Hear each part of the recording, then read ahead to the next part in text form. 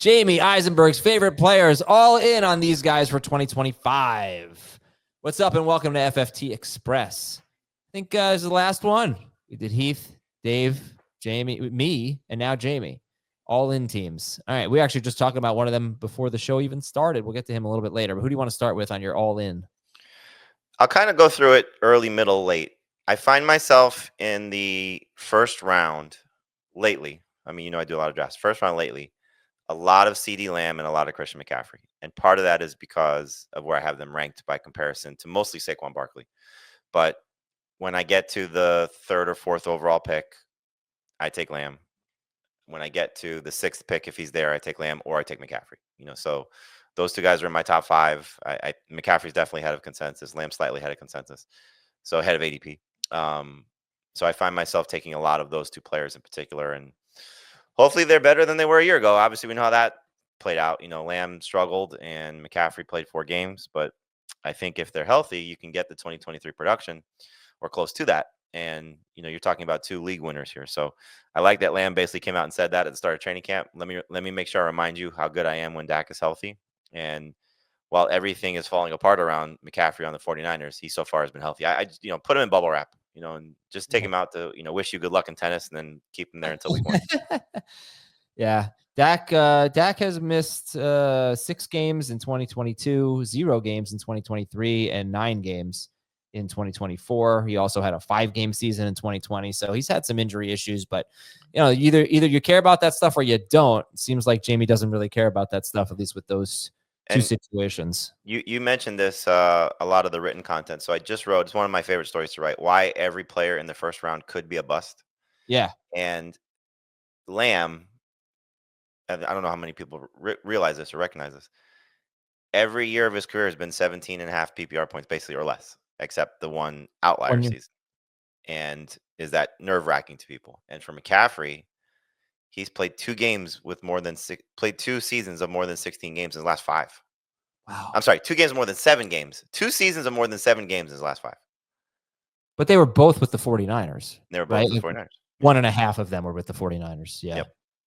Yeah.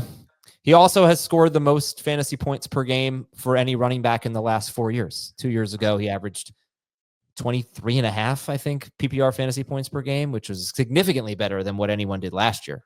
Maybe been more than, maybe been over 24, but it was 24.3. 24.3. Okay. I had it 23.4. It's 24.3, right? I mean, it's just, that's how good he can be. Now, he scored a touchdown every game. Maybe won't do that, but he's so good. Okay. Who's next? Just while we're on that topic, do you know what Jahmyr Gibbs' 4 games were in the game that Montgomery got hurt through week 18? I usually don't count the game he got hurt because he got hurt in the 4th quarter, but I'm going to say it was about 30 points. 31.5 PPR points per game is what he averaged. Yeah. He'd be easy 101 if Montgomery were not on. Easy 101. Easy. Yeah. He'd be like LaDainian Tomlinson back in the day. Yeah. Okay. What else? Who's next? So let's go now. We'll skip ahead to the rounds 4, 5, 6 range. And this is a lot of wide receivers for me, unless I get RJ Harvey or Trevion Henderson in this spot. But this is where I take a lot of Courtland Sutton. Now it's becoming a lot of Courtland Sutton, George Pickens. I'm trying to think who else did I taken a lot of recently. Courtland Sutton, George Pickens, DK Metcalf, and it's a great range there. There's just so many great receivers. You're not taking DJ Moore. You are taking Tedero McMillan. Yeah, Tedero McMillan. You say him too. So those 4 receivers. I'm sorry. I know the topic is my guy. I don't like to put that out there like that. It just okay. I played so many leagues. I like to diversify too much. Sure, right, and you should. I just did that in the FFT Open League. I have not taken any TJ Hawkinson. I was like, you know what? I'm take TJ Hawkinson. I've done that too. I took Zay Flowers for the first time because it was 4th receiver, just best player in my rankings on the board. I wasn't going to deviate from that. And I just took somebody else. I forget who it was that I haven't taken yet. Yeah, well, I think it's important, right? Because we're not always going to be right. So of course. So if a lot of people are higher on someone than you and he's still available, 2 rounds later, then you're going to take him. Right. All right. By the way, who do you think averaged more fantasy points per game? Marshall Faulk in 2001, Priest Holmes in 2002. Trying to get the best like Tomlinson. Tomlinson in 2006. I think it was Marshall Faulk. It was Faulk at 30.3. No, it was Priest Holmes. 31.6 fantasy points per game in PPR. He scored 24 touchdowns in 14 games. He had 70 catches, and he had 1,300 total yards. All right, Yeah, we did take this. We did like the best seasons ever for fantasy when it was the 100-year anniversary of the NFL, and it was fun to do like that research on it. I think during the pandemic we did a decade, like an all-decade team or something like that, and just these seasons came up, and I just remember being like, "Holy cow!" All right, we'll be right back because there's a Steven Jackson season in there too. It's amazing. Yeah, we'll be right back on Fantasy Football Today Express. All right, so McCaffrey and Lamb have been taking a lot. Round 5 wide receivers are just terrific, and I would have to say, Courtland Sutton. We just had Jacob on, right? And like he's super high on Courtland Sutton. You guys have him as wide receiver 17 in your consensus rankings. He goes closer to 23, 24 in PPR. I feel like Courtland Sutton is the official mid-round wide receiver of fantasy football today.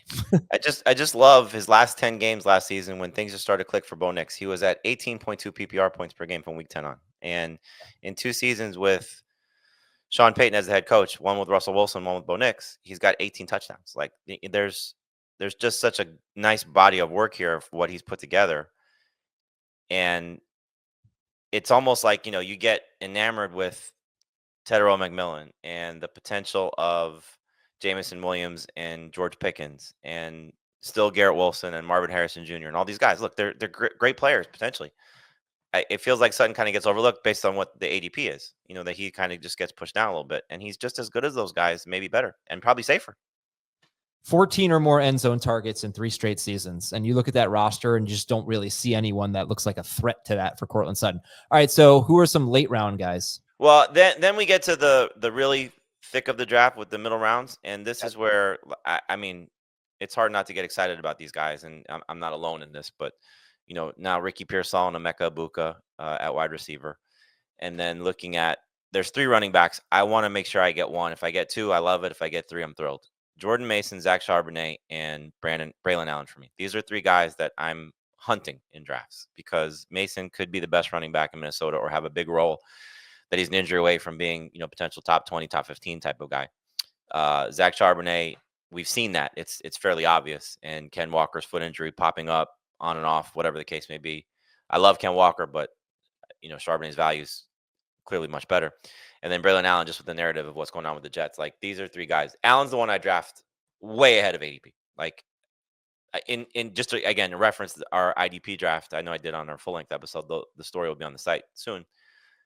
I drafted him as my second running back based on the roster build. I don't plan to start him as my second running back. I made sure I got a guy that I can use early in the season. So I took Jerome Ford, for example. That was strategically.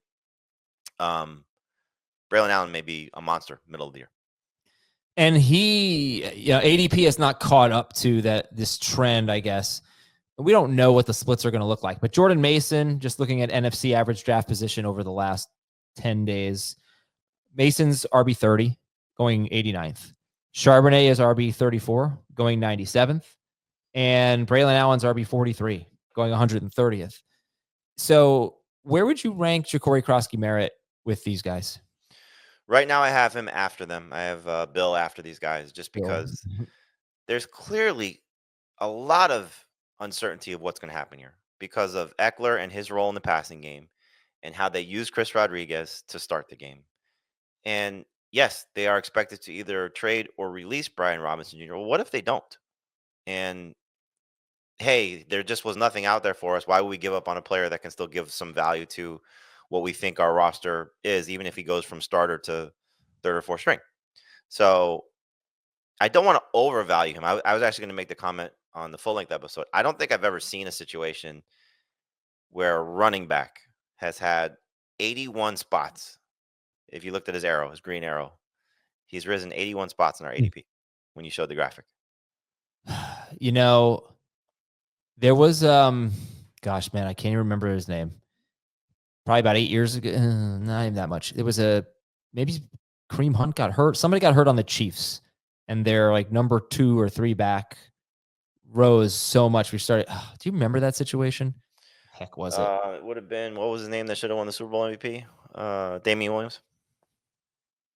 No, I don't think it was him. All right, can you have one more guy? I'm going to look this up so I can. Yeah, then there's a handful of receivers that I look for late, which is Darnell Mooney and Demario Douglas are the two that stand out. Cedric Tillman still to an extent, but I just think Douglas as the slot receiver for the Patriots and Mooney, when he's healthy, is going to be a big part of the Falcons' passing attack. I know what Dan Schneider said on our full-length episode on Thursday of Fantasy Football today. A little concerned about the offensive line and how that could impact Michael Penix, but I think they're going to be in a lot of offensive shootouts, which is going to benefit everybody, including Mooney.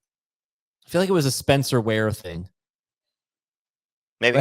I'm having trouble remembering the details here. But yeah, no, a meteoric rise for Jacory Croskey-Merritt, for Bill Croskey-Merritt. Thank you, everybody, so much for watching and listening to FFT Express. We got a mailbag on Thursday night. We got I think a live mock draft on Friday, and we'll talk to you soon on FFT. See ya.